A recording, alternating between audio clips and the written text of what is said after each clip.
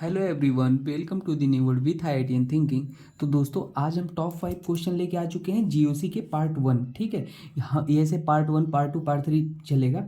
तो मेरा मोटिव है इन क्वेश्चनों के थ्रू आपका पूरा जीओसी ऑर्गेनिक केमिस्ट्री रिवाइज हो जाए और टू द पॉइंट चीज़ें रिवाइज हो जाए, कम समय में ज़्यादा से ज़्यादा चीज़ें रिवाइज हो जाए। तो मोटिव है, ये सीरीज है top 5 question with 5 different concept. तो सारे क्वेश्चन अलग अलग कॉन्सेप्ट वैरायटी के हैं, तो कम समय में ज़्यादा चीज़ें रिवाइज कर हो जाएंगी आपकी। ठीक है, और जो भी ट्रिक टेक्निक होगा इन क्वेश्चनों के थ्रू मैं सारी चीज़ें आपको बताने की कोशिश करूंगा। ठीक है, तो आइए स्टार्ट करते हैं। सारे जेई के पीवाई क्यू जेई 2024 के। ठीक है, आइए स्टार्ट करते हैं जेई के क्वेश्चन को सॉल्व करना। पहले क्वेश्चन में पूछा था कि स्टेबिलिटी ऑर्डर बताना। अगर ये ए है और ये आपके पास बी है और ये आपके पास सी है, तो इस क्या होगा स्टेबिलिटी ऑर्डर। तो कभी भी अगर आपको रेजोनेटिंग स्ट्रक्चर का स्टेबिलिटी ऑर्डर पूछे ना, तो 4 रूल याद रखना। सबसे पहला, अनचार्ज स्पीसीज क्या होते हैं, हमेशा इस ज़्यादा स्टेबल होते हैं चार्ज से। तो अनचार्ज ज़्यादा होते हैं स्टेबिलिटी, रेजोनेटिंग स्ट्रक्चर की स्टेबिलिटी ऐसे निकलता है। पहला रूल, यही स्टेप फॉलो करना। दूसरा रूल बोलता है जितने ज़्यादा नंबर ऑफ पाई बॉन्ड होंगे उतनी ज़्यादा हमारा resonating structure, number of pi bond directly proportional to stability. ठीक है, ये बात आप याद रख लेना। और तीसरा रूल कहता है, हमारे अगर मान लो ये हमारे अपोजिट चार्ज हैं, पॉजिटिव और नेगेटिव। ठीक है, तो ये हमारा नेगेटिव जो है वो कहाँ रहना चाहेगा, जो इलेक्ट्रॉन ज़्यादा इलेक्ट्रोनेगेटिव होगा वहाँ पे रहना चाहेगा, और पॉजिटिव हमारा जो होगा वो लेस इलेक्ट्रोनेगेटिव जो होगा उसके पास रहना चाहेगा। चौथा रूल ये कहता है कि अगर अपोजिट चार्ज है पॉजिटिव नेगेटिव, तो वो क्या क्लोज, जितना क्लोज रहेंगे उतना ज़्यादा स्टेबल होगा। और अगर सेम चार्ज है, मान लो पॉजिटिव पॉजिटिव और नेगेटिव नेगेटिव, तो वो हमारे पास दूर रहना चाहेंगे, क्या अवे रहना चाहेंगे, तो वो स्ट्रक्चर ज़्यादा स्टेबल होगा। बस इसी बेस पे सारे क्वेश्चन हो जाएंगे। तो मैंने आपको ऐसे जीओसी में पूरा पढ़ा रखा है, प्लेलिस्ट में आप जरूर देखना अगर डाउट हो कुछ भी। बाकी यहाँ पे सॉल्व करते हैं। तो देखो, पहला, ये दोनों चार्ज हैं, ये अनचार्ज है, तो सी वाला ज़्यादा स्टेबल हो गया। पहला, अनचार्ज ज़्यादा स्टेबल होता है चार्ज से। और पहले दूसरे में देखोगे तो नंबर ऑफ पाई बॉन्ड भी सेम है, एक एक। तीसरा रूल लगाओ, इलेक्ट्रोनेगेटिव ऑक्सीजन इलेक्ट्रोनेगेटिव है, ऑक्सीजन इलेक्ट्रोनेगेटिव है। इलेक्ट्रोनेगेटिव ज़्यादा है मतलब वो नेगेटिव पसंद करेगा, तो मतलब सी बी और फिर ए हो गया आंसर ये वाला। तो ये रेजोनेटिंग स्ट्रक्चर वाला रूल आपको जरूर आना चाहिए, याद रख लेना। ठीक है ना, रेजोनेंस स्ट्रक्चर का स्टेबिलिटी कैसे निकलता है। ठीक है, बाकी प्लेलिस्ट में मैंने बहुत सारे ये सब क्वेश्चन करा रखे हैं, आप देखना। ठीक है, आज का क्वेश्चन सॉल्व करते हैं। इसमें पूछा था नंबर ऑफ स्टीरियो आइसोमर। तो स्टीरियो आइसोमर देखो, ये डबल बॉन्ड है, ये भी डबल बॉन्ड है, तो ये डबल बॉन्ड है, इस डबल बॉन्ड का हमारे पास सिस और ट्रांस आइसोमर बनेगा, क्योंकि ये जीआई शो कर रहा है। आप कहोगे जीआई शो कर रहा है, इसका भी ट्रांस, मैं बताता हूँ जीआई क्या होता है, इसका भी सिस ट्रांस बनेगा। जीआई क्या होता है, अगर आपके पास डबल बॉन्ड है उससे 4 ग्रुप लगे हुए हैं, ऐसे A B C D. Condition ये होना चाहिए, A should not equal to B और C should not equal to D. तो हमारे पास वहाँ जीआई शो होता है, और अगर जीआई शो होता है ना, तो उस केस में हमारे पास 2 बनते हैं, एक सिस बनता है, एक ट्रांस बनता है। अगर एक ही साइड ग्रुप लगे, जैसे मान लो ऐसे, ये मिथाइल और ये हाइड्रोजन, तो ये देखो मिथाइल मिथाइल बल्कि ग्रुप और हल्के हल्के ग्रुप एक ही साइड है, तो ये सिस होगा। अपोजिट साइड होते हैं तो वो ट्रांस होता। तो ये बेसिक बातें थी। वैसे जीआई मैंने पढ़ा रखा है, उसमें डिटेल में पूरा 30 मिनट की वीडियो में सारी वैरायटी के प्रॉब्लम भी, ट्रिक टेक्निक सब कुछ है, तो वहाँ देखना। तो इसका एक सिस ट्रांस बनेगा, इसका एक सिस ट्रांस बनेगा, वही तो है जीआई। और यहाँ पे एक कायरल सेंटर है, दिख रहा है कायरल, मतलब ये कार्बन हो, नाइट्रोजन हो, सल्फर हो या फास्फोरस हो, sp3, वो 4 डिफरेंट ग्रुप से जुड़ा हो तो उसको कायरल बोलते हैं, बी सी और डी।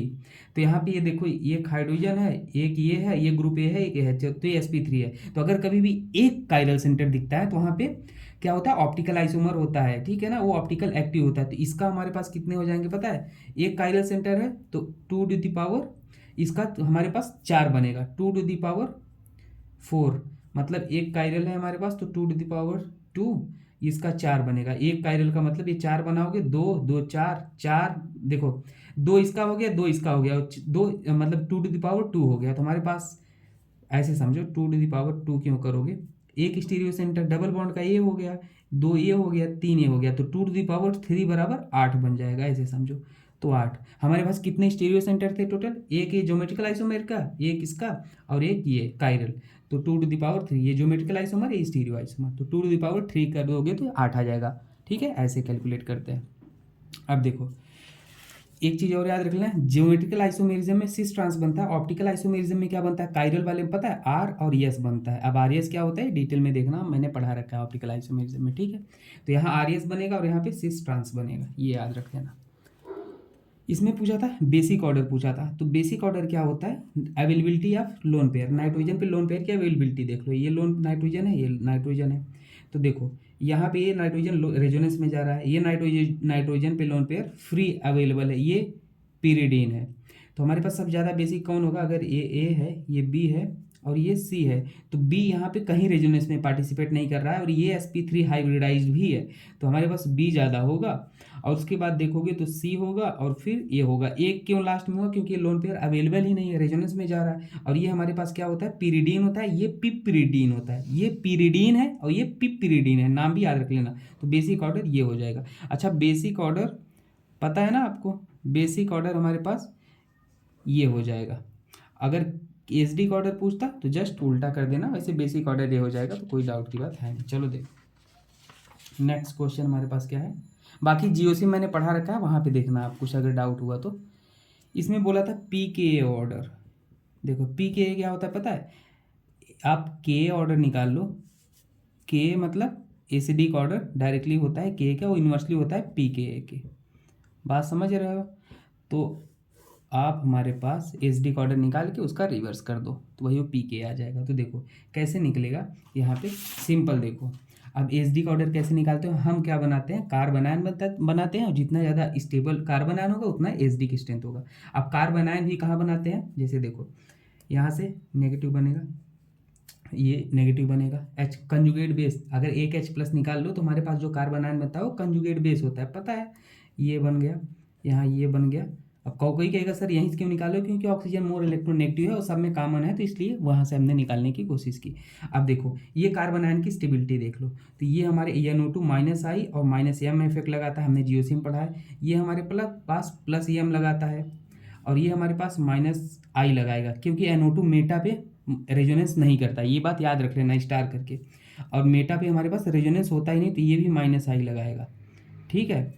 तो अगर अब देखो कार्बन आयन को कौन ज़्यादा स्टेबलाइज कर रहा है सबसे ज़्यादा, तो सबसे ज़्यादा जो स्टेबलाइज कर रहा है ये कर रहा है, सबसे ज़्यादा हमारे पास डी स्टेबलाइज जो कर रहा है ये कर रहा है, क्योंकि ये हमारे पास जो ऑर्डर होता है रेजोनेंस ज़्यादा होता है, हाइपर कंजुगेशन होता है, फिर इंडक्टिव होता है, तो कार्बन आयन को इलेक्ट्रॉन विड्रॉइंग ग्रुप स्टेबलाइज करते हैं, तो ये प्लस वाले जो होते हैं इलेक्ट्रॉन डोनेटिंग होते हैं। तो हमारे पास माइनस वाले देखो, हमारे पास माइनस ये वाले हमारे देखो NO2 है, ये माइनस आई माइनस एम, ये सबसे ज़्यादा स्टेबलाइज कर रहा है, तो ये ज़्यादा एच होगा, और अगर ज़्यादा एच होगा तो उसका पी के वैल्यू सबसे क्या हो जाएगा भाई, कम हो जाएगा। तो ये वाला हमारे अगर नाम दे दो ABCDE, तो हमारे पास जो सबसे ज़्यादा कम पी के वैल्यू हो जाएगा वो बी का हो जाएगा, समझ पा रहे हो। तो हमारे पास बी वाले का सबसे कम हो जाएगा ये। उसके बाद सबसे ज़्यादा देखोगे तो ये सबसे ज़्यादा डीस्टेबलाइज कर रहा है, क्योंकि प्लस एम मतलब एक तरह का रेजोनेंस। अच्छा रेजोनेंस और मेसोमेरिक में डिफरेंस होता है, रेजोनेंस बाई डायरेक्शनल होता है, मेसोमेरिक यूनी डायरेक्शनल होता है, वो अलग की बात है, जीओसी में पढ़ा है मैंने।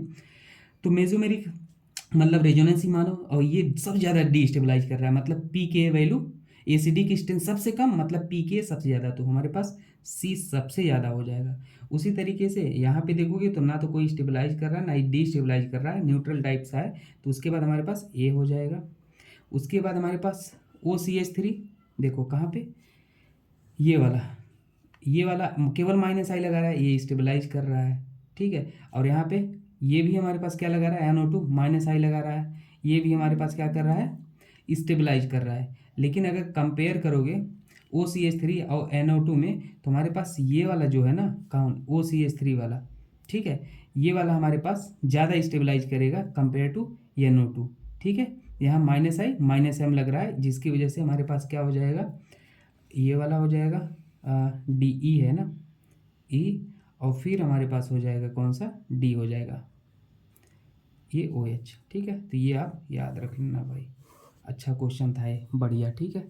तो आप देख लेना, इसमें बोला था कि कौन रेजोनेंस और हाइपर कंजुगेशन करेगा, तो रेजोनेंस हाइपर कंजुगेशन पता है ना भाई, यहाँ पे तो केवल प्लस एम इफेक्ट लग रहा है, क्योंकि अगर बेंजीन रिंग पे कभी, ऐसे समझो बेंजीन रिंग पे कभी भी ऐसा एटम है जिसके ऊपर लोन पेयर है तो प्लस एम इफेक्ट लगाता है।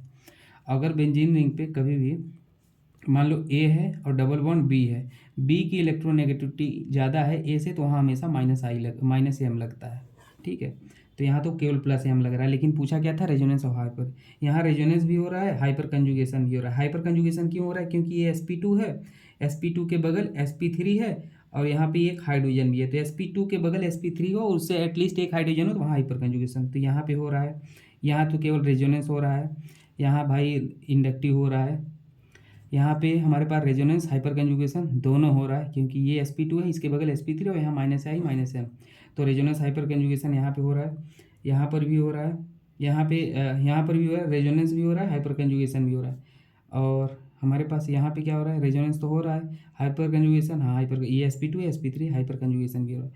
तो हमारे पास देखो यहाँ पे नहीं हो रहा है, यहाँ पे नहीं हो रहा है, यहाँ पे नहीं हो रहा है, इस पर भी हो रहा है, इस पर भी हो रहा है, रेजोनेंस भी है, हाइपर कंजुगेशन भी है, तो ये सारी जगह हो रहा है, ठीक है। उम्मीद करते हैं आपको ये समझ में आया होगा, कुछ डाउट हो तो कमेंट सेक्शन में पूछ लेना, ठीक है। Thank you everyone. बाकी प्ले लिस्ट में ज़रूर देखना, लिंक मैं डिस्क्रिप्शन में गिवन है, सब कुछ देख लेना, सारे कम समय में ज़्यादा चीज़ें क्लियर हो जाएंगी, ठीक है। Thank you.